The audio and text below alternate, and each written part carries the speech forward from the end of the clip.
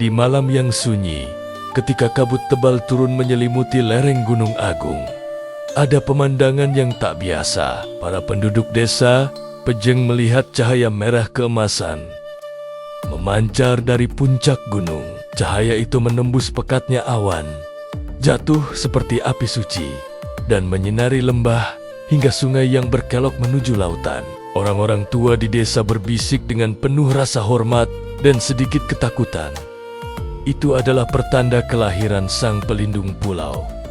Dan benar saja, keesokan harinya, seorang bayi laki-laki ditemukan di bawah pohon beringin raksasa di tepi sungai Pakerisan. Anehnya, di tubuh bayi itu terukir sebuah simbol kuno, simbol naga Basuki, sang penjaga air dan kesuburan dalam mitologi Bali. Bayi inilah yang kelak akan kita kenal sebagai raja pertama kerajaan Bali kuno, Sri Kesari Warmadewa. Sejak ia dibawa ke istana Pejeng, Bali seolah terlahir kembali. Suara genderang perang yang dulu sering terdengar kini lenyap, digantikan oleh kedamaian. Tanah-tanah yang tandus kembali subur, seolah para dewa sendirilah yang turun tangan memberkatinya. Tapi bukankah selalu ada bayangan di balik setiap cahaya? Seiring dengan bangkitnya kerajaan yang damai ini, sesuatu yang telah lama terkunci di dalam kegelapan mulai terbangun. Pada masa pemerintahan Sri Kesari Warmadewa, sebuah benda pusaka yang sangat aneh ditemukan. Bentuknya seperti roda bulan raksasa yang terbuat dari perunggu, dan benda itu menggantung di atas desa Pejeng. Konon katanya, pusaka ini adalah bagian dari kereta para dewa yang pernah jatuh ke bumi. Orang-orang menyebutnya pusaka roda bulan. Keajaiban pun terjadi. Saat malam purnama pertama tiba, roda raksasa itu bersinar terang benderang seperti rembulan kedua, menerangi seluruh lembah. Cahayanya begitu kuat hingga kegelapan malam sirna. Penduduk percaya cahaya itu membawa keberuntungan, mampu menyembuhkan berbagai macam penyakit, dan bahkan menolak bala serta roh-roh jahat. Namun, di balik cahayanya yang membawa berkah, tersimpan sebuah legenda gelap yang menyelimuti pusaka tersebut. Sebuah ramalan kuno mengatakan, jika suatu hari cahaya roda bulan padam, maka bencana besar akan menelan seluruh pulau Bali. Tentu saja, ramalan ini membuat semua orang cemas. Karena itulah, para pendeta ditugaskan untuk menjaga pusaka ini siang dan malam tanpa henti. Mereka terus memanjatkan mantra-mantra suci dan memberikan sesaji terbaik untuk menenangkan roh yang dipercaya tinggal di dalam roda bulan itu. Roh yang dipercaya sebagai penjaga gerbang antara dunia manusia dan dunia gaib. Mereka sadar nasib seluruh pulau ada di tangan mereka, tergantung pada seberapa lama mereka bisa menjaga cahaya roda bulan tetap menyala. Kisah ini berawal di tanah para dewa, Bali, di masa lampau yang jauh, di mana sihir dan kenyataan menyatu. Berabad-abad setelah kemegahan kerajaan-kerajaan kuno, Bali memasuki era keemasan di bawah kepemimpinan seorang Raja Agung, Udayana Warmadewa. Ia adalah raja yang bijaksana, adil, dan dicintai rakyatnya. Namun, di balik kekuatannya, ada sosok yang lebih misterius dan berkuasa. Permaisurinya, Gunapriya Dharmapatni. Ia bukan sekadar seorang putri dari Jawa Timur. Gunapriya Dharmapatni adalah wanita dengan ilmu spiritual yang tinggi. Konon, ia mampu melintasi batas dunia nyata dan dunia gaib, berbicara langsung dengan roh para leluhur yang menjaga Bali. Di bawah kepemimpinan mereka berdua, kerajaan mencapai puncak kejayaannya. Hamparan sawah padi membentang luas, menguning bagai lautan emas cair di bawah sinar matahari. Sungai-sungai mengalir jernih dari pegunungan, memberi kehidupan bagi seluruh negeri. Dan setiap malam, alunan gamelan yang merdu menggema dari pura-pura dan balai desa, menjadi denyut nadi kebudayaan yang berkembang pesat. Rakyat hidup dalam damai dan kemakmuran, seolah surga telah turun ke bumi. Namun, kedamaian itu tidak abadi. Tirai kegelapan mulai turun perlahan. Suatu malam yang pekat tanpa bulan, Sang Ratu Gunapriya Dharmapatni kembali dari perjalanannya ke puncak Gunung Kawi, tempat suci yang ia gunakan untuk bermeditasi. Biasanya, ia kembali dengan wajah tenang dan penuh cahaya. Tapi malam itu, wajahnya pucat pasi. Matanya memancarkan ketakutan yang belum pernah terlihat sebelumnya. Dengan suara bergetar, ia menghadap Raja Udayana. "Suamiku," bisiknya, "sesuatu yang buruk akan terjadi. Tirai antara dunia kita, dunia skala, dan dunia gaib, dunia niskala, mulai menipis. Aku merasakan ada sesuatu yang sangat tua dan sangat kuat sedang menunggu waktu untuk bangkit dari tidurnya."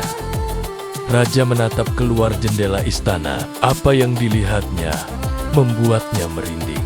Di langit malam yang biasanya dihiasi jutaan bintang gemerlap, satu persatu bintang mulai padam, seolah ditelan oleh kegelapan yang tak terlihat.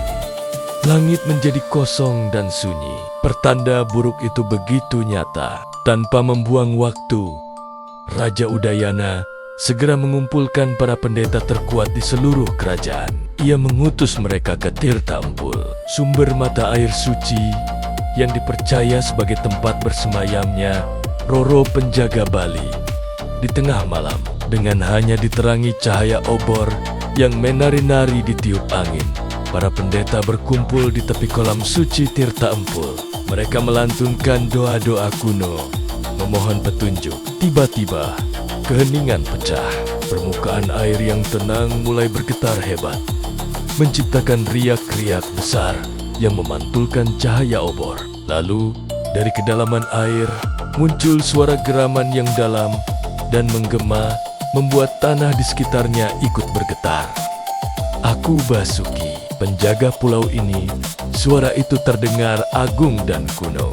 "Aku telah tidur terlalu lama, dan selama aku tertidur, kegelapan telah menyusup ke tanah kalian."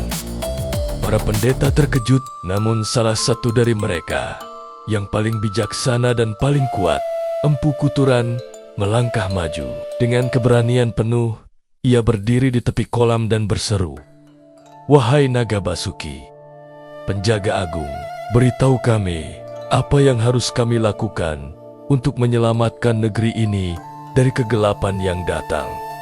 Hening sejenak, lalu sebuah pemandangan mengerikan terjadi. Air suci di kolam itu perlahan berubah warna menjadi merah pekat, seperti darah segar. Dari tengah pusaran air yang bergolak, muncul bayangan raksasa, sosok seekor naga perkasa dengan mahkota di kepalanya.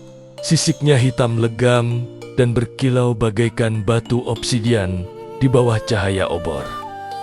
Itulah wujud Naga Basuki. Ia mengangkat kepalanya yang megah, menatap para pendeta dengan mata yang menyala-nyala. Perang besar akan datang, suaranya menggelegar. Bumi akan bergetar, gunung akan meletus. Hanya kesatuan hati kalian dan kesetiaan pada ajaran leluhur yang dapat menyelamatkan Bali.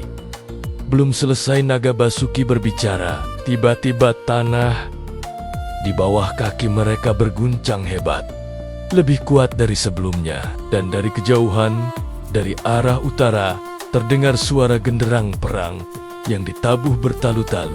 Suaranya semakin dekat, semakin keras, membawa pesan ancaman yang nyata.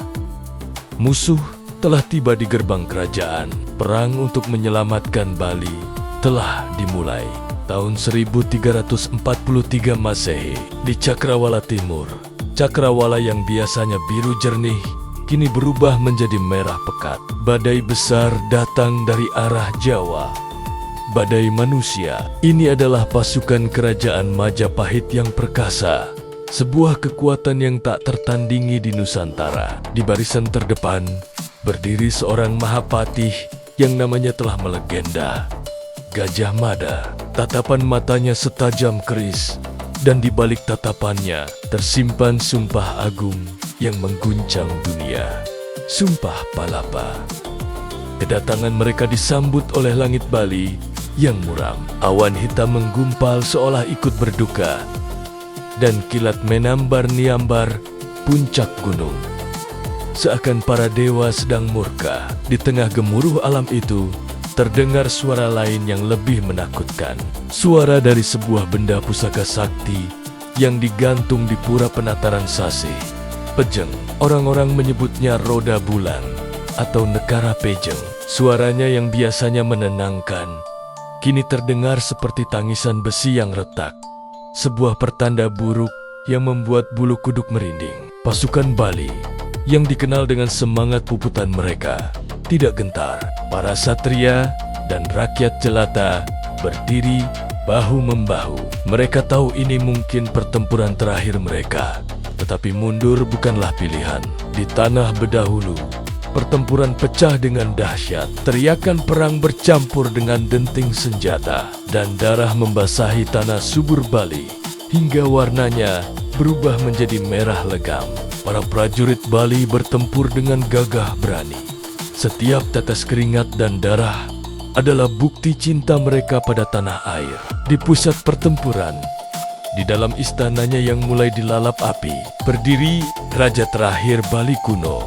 Beberapa menyebutnya Bedahulu, yang lain Sri Asta Osuraratna Bumi Banten.